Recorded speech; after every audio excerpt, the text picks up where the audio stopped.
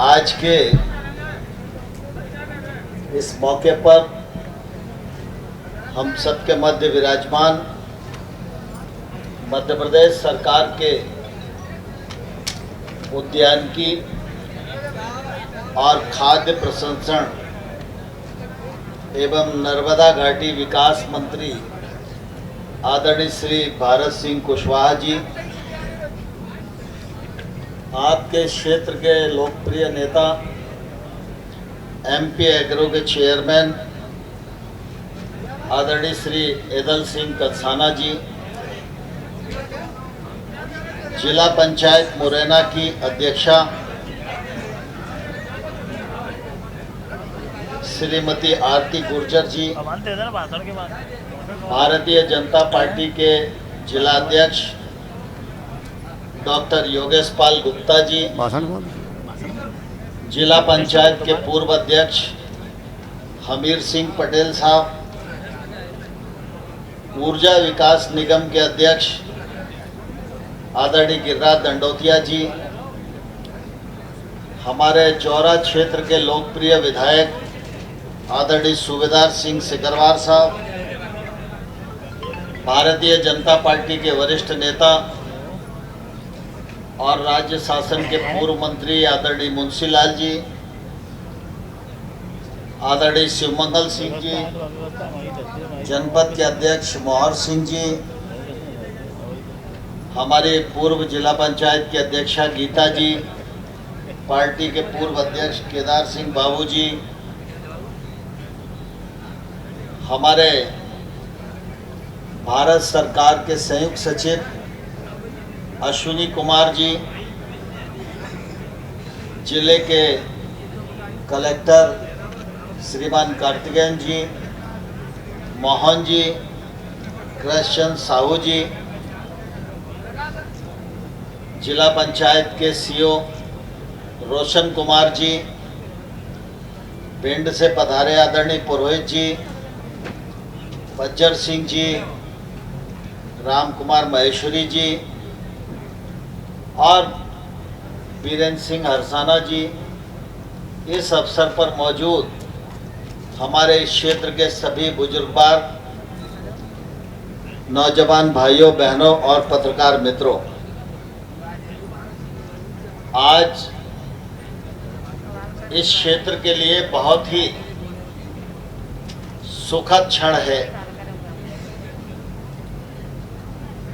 जब भारत सरकार के राष्ट्रीय बीज निगम के फॉर्म का शिलान्यास यहाँ संपन्न हो रहा है। राष्ट्रीय बीज विकास निगम ये भारत सरकार की बीज के क्षेत्र में काम करने वाली बड़ी संस्था है। जैसा कि अभी अश्विनी कुमार जी बता रहे थे कि देश भर में 1800 कुंटल बीजों का उत्पादन उनके द्वारा किया जाता है। इस निगम के पास 22,000 हेक्टेयर जमीन है देश भर में, बेंगलोर से लेके गंगानगर से लेके अन्य स्थानों पर, और बहुत ही वैज्ञानिक खेती करते हैं। लेकिन ये खेती प्रॉफिट कमाने के लिए नहीं करते। भारत सरकार के इस निगम का उद्देश्य है बीज पैदा करो, स्वयं के फार्म में भी करो, किसान को भी बीज पैदा करना सिखाओ और किसान से सवाए रेट पर बीज लेने का काम भी करो, जिससे कि आज आप देखते होंगे कि अगर प्राइवेट कंपनी का बीज आपको 1000 रुपए किलो में मिल रहा है तो राष्ट्रीय बीज निगम का बीज आपको 200 रुपया किलो में मिलेगा। इतना बड़ा अंतर है रेट में। आप में से अगर कुछ लोग एनएससी का बीज खरीदते होंगे और प्राइवेट का भी खरीदते होंगे तो आपको भाव का अंदाज होगा। अगर एनएससी का काम बढ़ेगा तो बीज का उत्पादन बढ़ेगा, बीज का उत्पादन बढ़ेगा तो 1000 की जगह 200 रुपए में बीज किसान को मिलेगा, तो किसान के 800 रुपया बचेंगे कि नहीं बचेंगे? और ये बचेंगे तो किसान की आमदनी बढ़ेगी कि नहीं बढ़ेगी? मुझे इस बात की प्रसन्नता है कि यहाँ पर जब बीज विकास निगम के फार्म की बात आई तो सभी लोग अचकचा रहे थे, क्योंकि एक तो मुरैना के नाम से ही आधा आदमी आने को तैयार नहीं होता है, और फिर मुरैना और मुरैना में भी बेहड़, तो मुश्किल से कोई राजी होता है। लेकिन मैं धन्यवाद देना चाहूँगा हमारे अश्विनी कुमार जी को, क्योंकि ये भी अपने जैसे इलाके के रहने वाले हैं, मैनपुरी के हैं ये, तो इनने हिम्मत दिखाई कि नहीं नहीं चंबल के बीहड़ों में हम लोग काम करेंगे, और इन्होंने इसकी डिपार्टमेंट में स्वीकृति कराने में बहुत महत्वपूर्ण भूमिका निभाई है। बेहड़ के क्षेत्र में काम किया जाए, इसके लिए जमीन की जरूरत थी, तो मैं धन्यवाद देना चाहता हूं मुख्यमंत्री शिवराज सिंह चौहान जी को, हमारे प्रभारी मंत्री जी को और जिले के कलेक्टर महोदय को। इन तीनों लोगों ने मिलकर ये लगभग 850 से अधिक हेक्टेयर जमीन राष्ट्रीय बीज निगम को बीज उत्पादन के लिए उपलब्ध कराई। इसके लिए मध्य प्रदेश सरकार का भी मैं हृदय से बहुत आभार प्रकट करता हूं। मुख्यमंत्री जी को हृदय से बहुत बहुत धन्यवाद देना चाहता हूं। अभी एदल सिंह जी आप सबके बीच में कह रहे थे कि कुछ लोग भ्रम फैलाने की कोशिश करते हैं। अब ये तो संसार है, इसमें हाँ भी है तो ना भी है, इसमें सम्मान भी है तो असम्मान भी है। सृष्टि की रचना ही ऐसे ही है। लेकिन मैं आपको इतना कहना चाहता हूं, मैं हूं, भारत सिंह जी हैं, एदल सिंह जी हैं, हम आपके क्षेत्र के जनप्रतिनिधि भी हैं। आपके क्षेत्र के हैं ये तो अलग बात है, लेकिन चुनाव लड़ने वाले जनप्रतिनिधि हैं। कोई भी जनप्रतिनिधि अपने क्षेत्र में कोई भी ऐसा काम करेगा जिससे नुकसान किसी को हो जाए, मोटी बुद्धि की बात है। कोई कर सकता है क्या, बताओ आप? लेकिन हम सब इस बात को भलीभांति जानते हैं कि कुछ विघ्न संतोषी आत्माएं, उनने तो सीता जी को भी वनवास दिला दिया था, तो हम और आप तो कहां हैं। लेकिन इससे भ्रमित होने की जरूरत नहीं है। इसके अनेक फायदे आप लोगों को होने वाले हैं। एक तो बेहड़ में कैसे खेती हो सकती है, ये इस क्षेत्र के पूरे क्षेत्र के लोगों को सीखने को मिलेगा। नंबर 1, अभी बेहड़ में कोई तोड़ ताड़ भी लेता होगा तो बीघा 2 बीघा तोड़ लोगे, इससे ज्यादा थोड़ी तोड़ सकते हो। और वो भी बीघा 2 बीघा तोड़ने में भी कितना खर्चा हो जाता है ये भी अपन अच्छे से जानते हैं। 100-200 बीघा तो तोड़ नहीं सकते। लेकिन अगर राष्ट्रीय बीज निगम काम करेगा और 100 करोड़ रुपए का व्यय करेगा तो जमीन अच्छी बनेगी कि नहीं बनेगी? दूसरी बात, एक जमाना था जब कहा जाता था कि खेती उसी की है जिसके पास पानी है, लेकिन अब स्थिति बदल गई है। खेती सिर्फ उसी की नहीं है जिसके पास पानी है। अब खेती वही अच्छी कर सकता है, वही फायदे की कर सकता है, पानी कम हो लेकिन उसके पास ज्ञान ही होना चाहिए। अगर आपके पास ज्ञान है, विज्ञान है, तो आप 1 बीघा में 25,000 रुपया साल कमाने के बजाय 5 लाख रुपया भी कमा सकते हो। इस स्थिति तक विज्ञान पहुंच गया है। इस स्थिति तक बीजों की किस्में बन गई हैं। अब आईसीआर कृषि विभाग के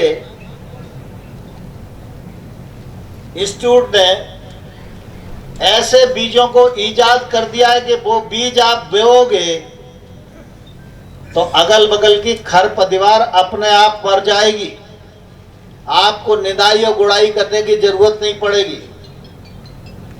लेकिन ऐसे बीज की जानकारी अभी आम किसान तक नहीं है। जब राष्ट्रीय बीज निगम यहां काम करेगा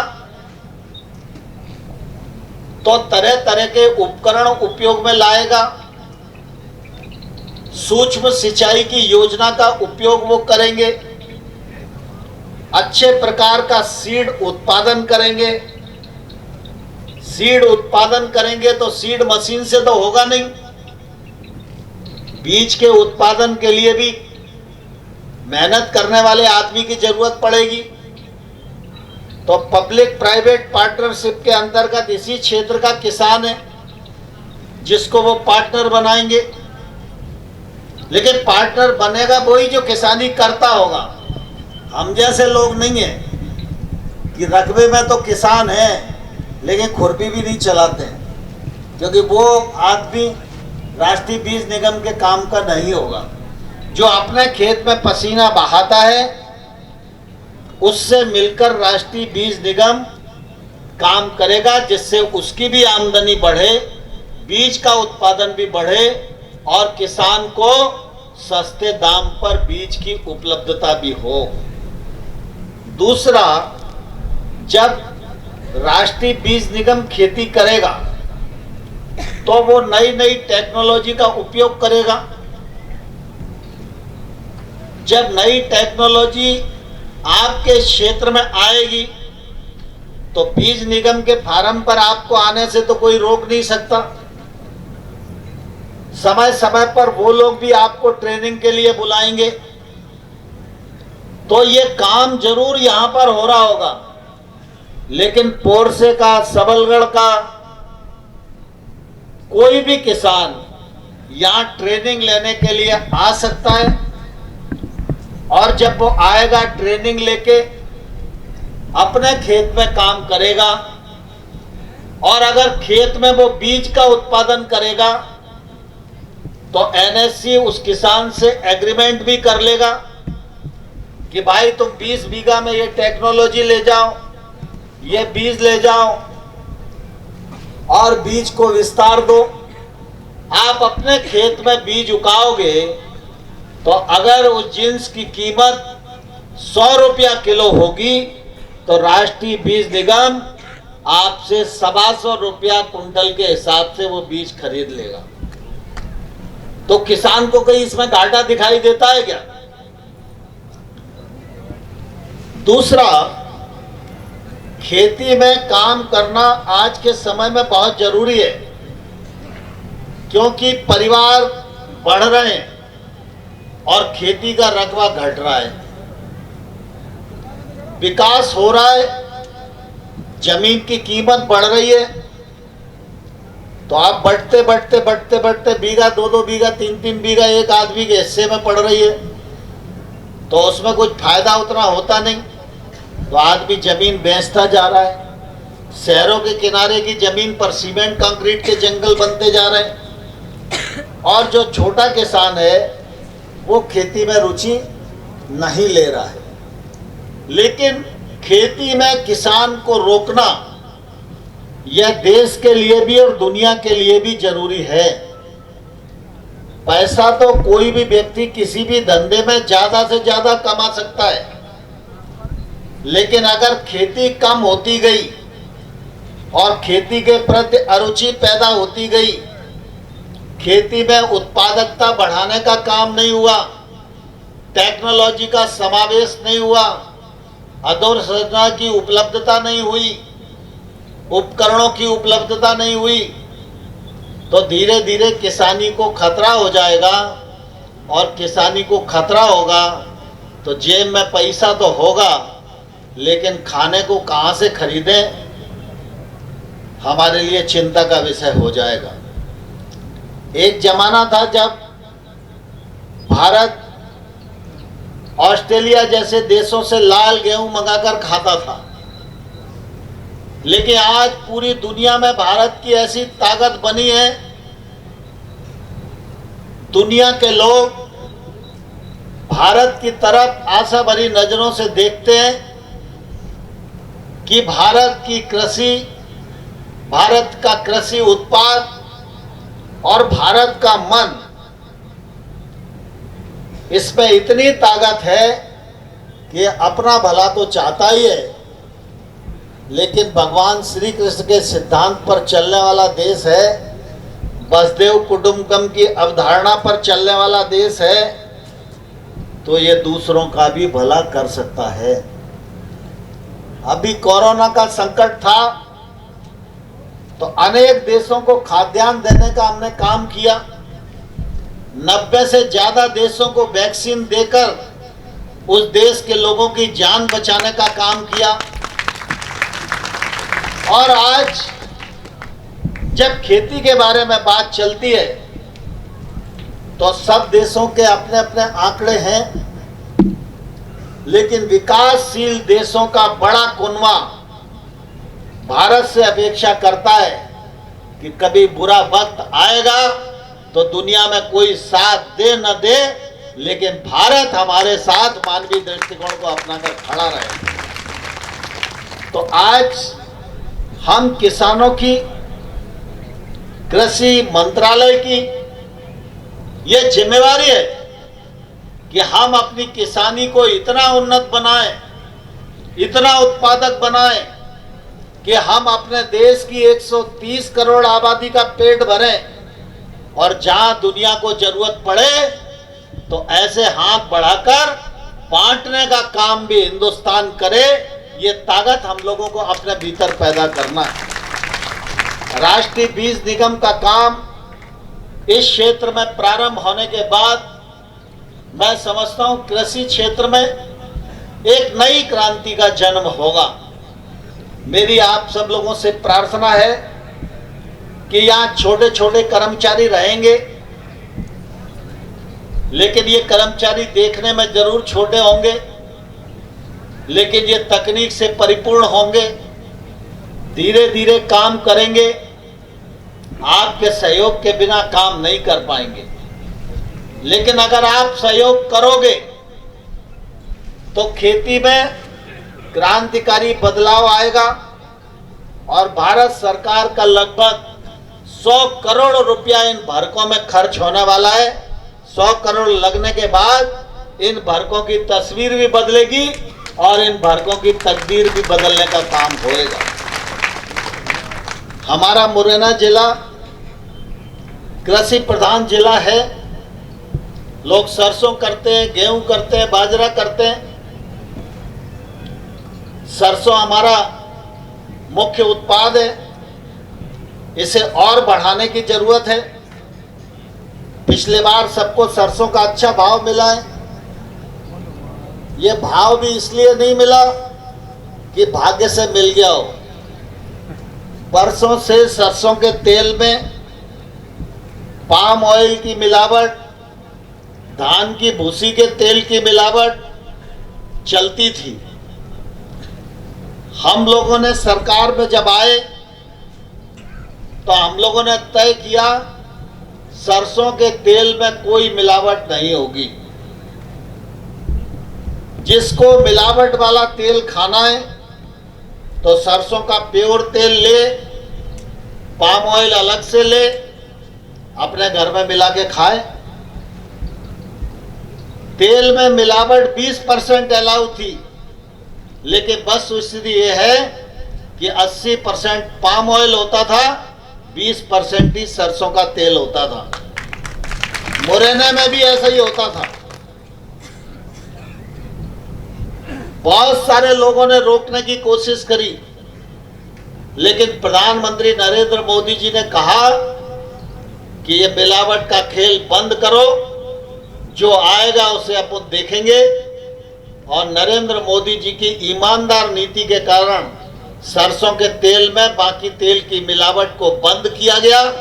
इसके कारण सरसों का भाव किसानों को अच्छा मिला।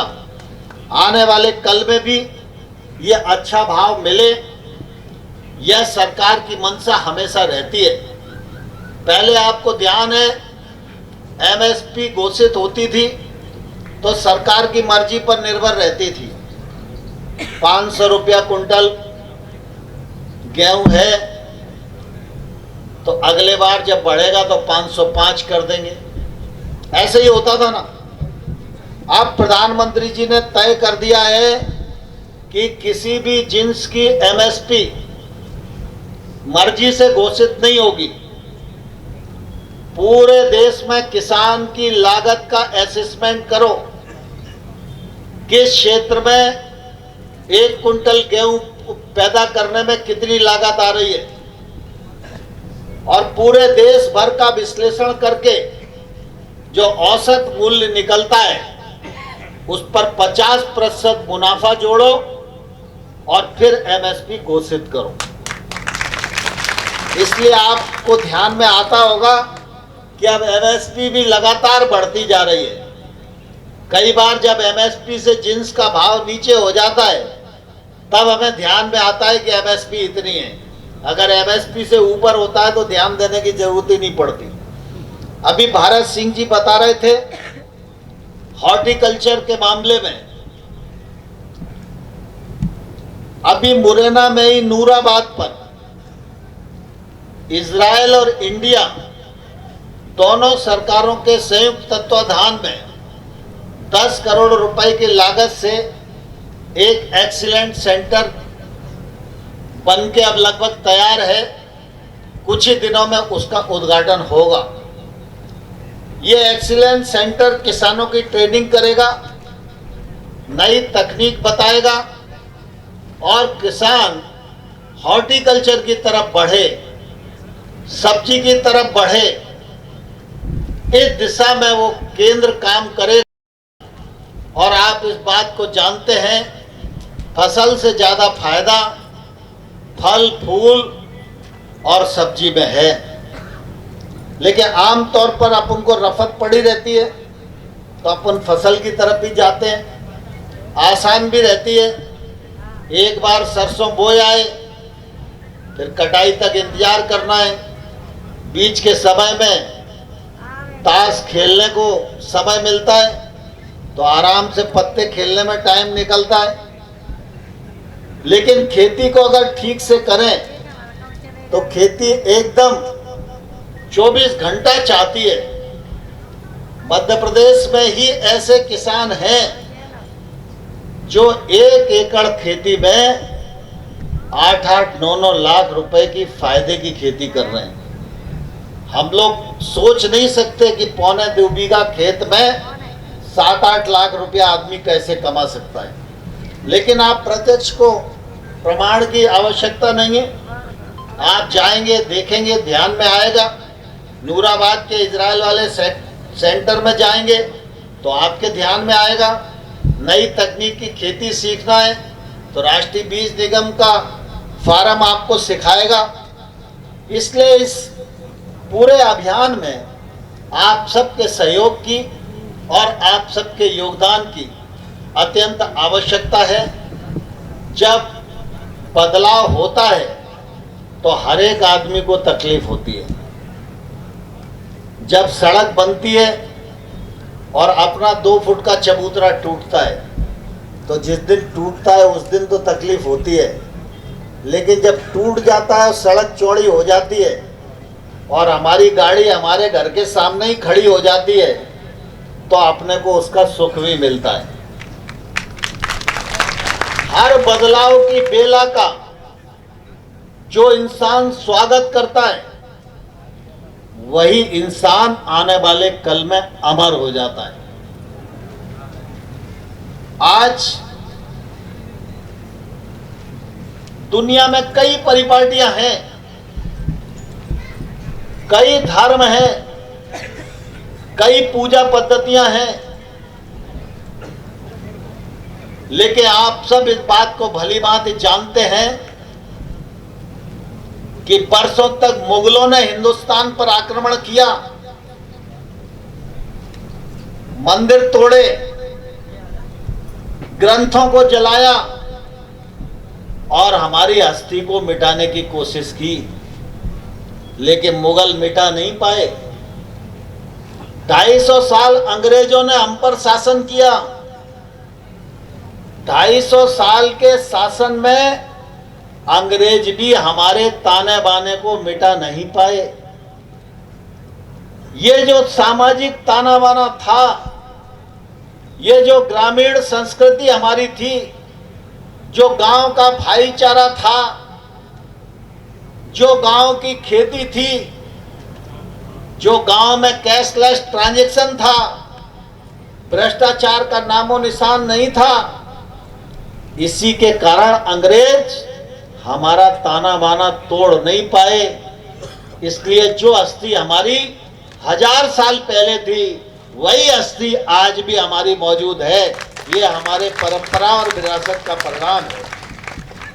इसलिए जब बदलाव आता है तो थोड़ी बहुत किसी को तकलीफ हो सकती है, लेकिन जो बदलाव का स्वागत करेंगे उनका निश्चित रूप से अभिनंदन होगा ही,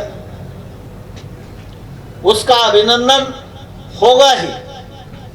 और इसलिए ये बदलाव का समय है। एक नई चीज अपने क्षेत्र में आ रही है, हम सब उसका स्वागत करें, सहयोग करें, उनको भी आगे बढ़ाएं और उसके माध्यम से हम कैसे आगे बढ़ सकते हैं ये खोजने का प्रयास करें। एक विषय और मैं आज आपके समक्ष रखना चाहता हूं। ईदल सिंह जी बैठे हैं, सूबेदार सिंह जी बैठे हैं, गिरिराज दंडोतिया जी बैठे हैं। हमारे क्षेत्र में रेता चोरी का एक बड़ा कलंक बरसों से लगा हुआ था। मैं जब भी आता था तो सबलगढ़ से लेकर इधर के सब लोग एक बार बोलते थे कि भाई कुछ करा दो, कुछ करा दो, कुछ करा दो।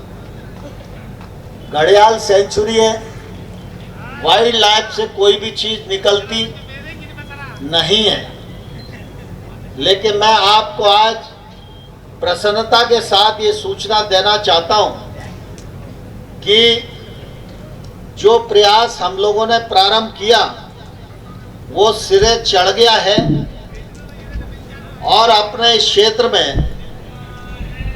सबलगढ़ रेंज में बड़ौदिया बिंदी और इधर बरवासिन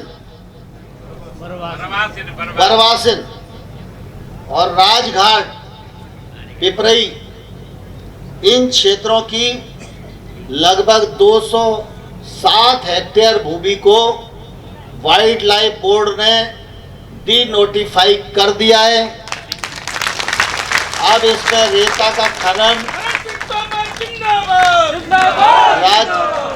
का खनन राज्य सरकार के नियमों के अनुसार रॉयल्टी देकर हो सकेगा।